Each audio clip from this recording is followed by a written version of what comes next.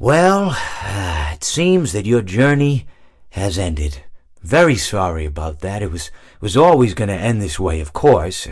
If it weren't by me, it would have just been by some other, terrible thing. Just, you could not imagine how terrible it would be. Just, I get scared thinking about it. I'm glad it's not me. It reminds me of a time I was speaking to my good friend Orville. We were sitting on a park bench watching the pigeons. I was on the left, he was on the... Oh, wait, was I on the right or left? Anyways, it doesn't matter. We were sitting on there watching the pigeons.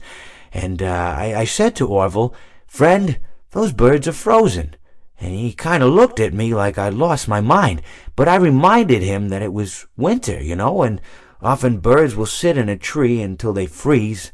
And then they sort of fall to the ground until the sun warms up and they can, move around again. So I said to Orville, "You might as well save those breadcrumbs until the birds thaw, because they can't very well enjoy them in the condition they're in."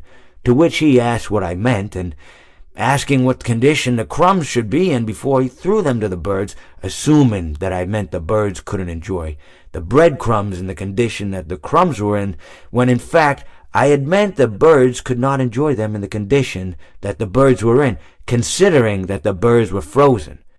So he took a moment and then threw his last handful onto the ground. I said to him, "Orville, why did you throw the breadcrumbs to the birds when I just told you they're frozen?"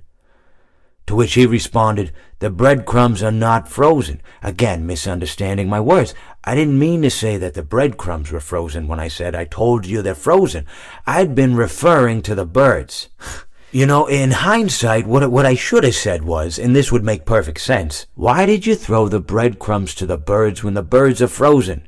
He misunderstood upon my correction, stating that he didn't know what else to do with the breadcrumbs, and that perhaps, when the birds thawed, they'd still be able to eat the crumbs. So I said to Orville, and this is what I said to him, I said, "Orville, the birds may be dead,